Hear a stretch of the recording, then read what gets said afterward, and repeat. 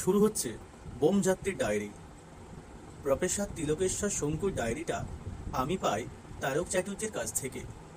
একদিন দুপুরের দিকে আপিসে বসে পুজো সংখ্যার জন্য একটি লেখার প্রুফ দেখছি। এমন সময় তারকবাবু এসে লাল খাতা আমার সামনে ফেলে দিয়ে বললেন, পড়ে দেখো, গোল্ড মাইন। তারকবাবু এর আগেও কয়েকবার গল্প টল্প এনেছিলেন, খুব ভালো যে তা নয়, তবে বাবাকে চিনতেন। তার ছেঁড়া জামাটাকে দেখে মনে হতো ভদ্রলোক বেশ গরিব, তাই প্রতিবারই লেখাগুলোর জন্য 5-10 টাকা যা পাই দিয়েছি। এবারের গল্পের বদলে ডায়েরিটা দেখে একটু আশ্চর্য হলাম। প্রফেসর শঙ্কু বছর 15 নিরুদ্দেশ। কেউ কেউ বলেন তিনি নাকি একটা ভীষণ এক্সপেরিমেন্ট করতে গিয়ে প্রাণ হারান। আবার এও শুনেছি যে তিনি নাকি জীবিত ভারতবর্ষের কোনো এক অজ্ঞাত অঞ্চলে গা ঢাকা দিয়ে চুপচাপ নিজের কাজ করে যাচ্ছেন, সময় হলে আত্মপ্রকাশ করবেন। এসব সত্যি মিথ্যা জানি না, তবে এটা জানতাম যে তিনি একজন বৈজ্ঞানিক। তার যে ডায়েরি থাকবে সেটা অস্বাভাবিক নয়, কিন্তু সে ডায়েরি তারকবাবু পেলেন কোথায়? জিজ্ঞাসা করতে তারকবাবু একটু হেসে হাত বাড়িয়ে আমার মশলার কৌটোটা থেকে লবঙ্গ আর ছোট এলাচ বেছে নিয়ে বললেন, সুন্দরবনের যে ব্যাপারটা মনে আছে তো? এই রে, আবার বাঘের গল্প? তারকবাবু তার সব ঘটনার মধ্যেই বাঘ জিনিসটাকে যেভাবে টেনে আনেন সেটা আমার মোটেই ভালো লাগে না। তাই একটু বিরক্ত হয়ে বললাম, কোন ব্যাপারটা বলছেন? আরে উল্কাপাত, ব্যাপার তো একটাই। ঠিক ঠিক মনে পড়েছে, এটা সত্যি ঘটনা, কাগজে বেরিয়েছিল। বছরখানেক আগে একটা উল্কাখণ্ড সুন্দরবনের মাথারিয়া অঞ্চলে এসে পড়েছিল। বেশ বড় পাথর। কলকাতা জাদুঘর যেটা তার দ্বিগুণ। মনে আছে কাগজের ছবি দেখে হঠাৎ একটা কালো মাথার খুলি বলেই মনে হয়েছিল। বললাম, তার সঙ্গে এ খাতার কি সম্পর্ক? তার বউ বললেন, বলছি, ব্যস্ত হয়েও না। আমি গেছিলাম ওই মাওকার, যদি কিছু বাচ্চাল জোটে ভালো ধর পাওয়া যায় জানো তো। আর ভাবলুম অত জন্তু জানোয়ার মলে তার মধ্যে কি গুটি চারেক বাঘ পড়বে না, কিন্তু সে ঘুরে বালি লেট হয়ে গেল। হরিণ টরিণ কিচ্ছু নেই। তাহলে ছিল কিছু গোসাপের ছাল, তাই নিয়ে এলো। আর এই খাতাটা, একটু অবাক হয়ে বললাম, খাতাটা কি ওইখানে গর্তের মাঝখানে? পাথরটা পড়ায় একটা গর্ত হয়েছিল জানো তো, তোমাদের 4খানা হেঁদো তার মধ্যে ঢুকে যায়। এটা ছিল তারই মধ্যিখানে। বলেন কি? বোধহয় পাথরটা যেখানে পড়েছিল তার খুব কাছেই লাল লাল একটা মাটির ভেতর থেকে উঁকি মারছিল।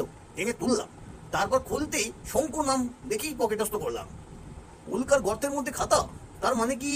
পড়ে দেখো, সব জানতে পারবে। তোমরা তো বানিয়ে গল্প টল্প লেখো, আমিও লিখি। এ তার চেয়ে অনেক মজাদার। এ আমি হাতছাড়া করতাম না, বুঝলে। নেহাত বড় টানাটানি যাচ্ছে তাই। বেশি টাকা ছিল না কাছে, তাছাড়া ঘটনাটা পুরোপুরি বিশ্বাসও হচ্ছিল না। তাই 20 টাকা দিয়ে ভদ্রলোককে বললাম, ঠিক আছে এটাই নিন। দেখলাম তাতেই খুশি। এবার আমাকে আশীর্বাদ করে চলে গেলেন।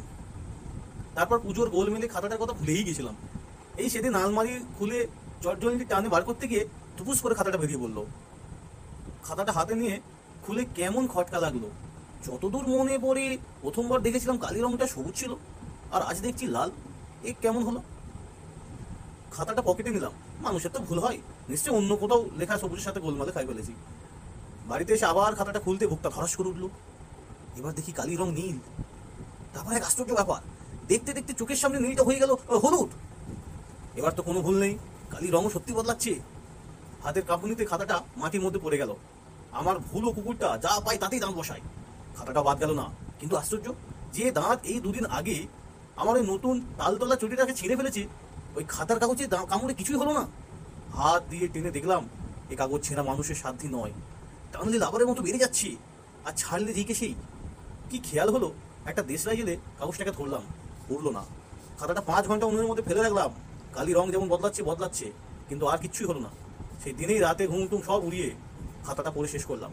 যা পড়লাম তা তোমাদের হাতে তুলে দিচ্ছি। এসব সত্যি না মিথ্যে, সম্ভব না অসম্ভব। 1 জানুয়ারি, আজ দিনের শুরুতে একটা বিশ্রী ঘটনা ঘটে গেল। রোজকারের মতো আজও নদীর ধারে মর্নিং ওয়াক সেরে ফিরছি। সবার ঘরে ঢুকতেই একটা বিদঘুটের চেহারা লোকের সামনে পড়তে হলো। চমকে গিয়ে চিৎকার করতে বুঝতে পারলাম যে ওটা আসলে আয়না, এবং লোকটা আর কেউ নয়, আমারই ছায়া। এই কয়েক বছরে আমারই চেহারা ওরকম হয়েছে।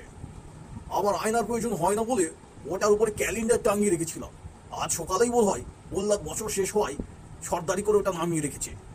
ওকে নিয়ে আর পারা গেল না। 27 বছর ধরে আমার সঙ্গে আমার কাজে ও অনেক হেল্প করেছে, কিন্তু বুদ্ধি আর হলো না। আশ্চর্য। চিৎকার শুনে প্রহ্লাদ এসে বলেছিল, ওকে একটু শিক্ষা দেওয়ার দরকার মনে করে আমার স্নাপ গানটা বা নস্য যন্ত্রটা ওর উপর পরীক্ষা করলাম।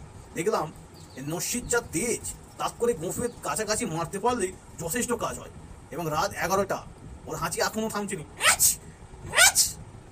আমার হিসেব যদি ঠিক হয় তো 33 ঘন্টার আগে ও হাঁচি থামবে না। 2রা জানুয়ারি রকেটটা নিয়ে যে চিন্তা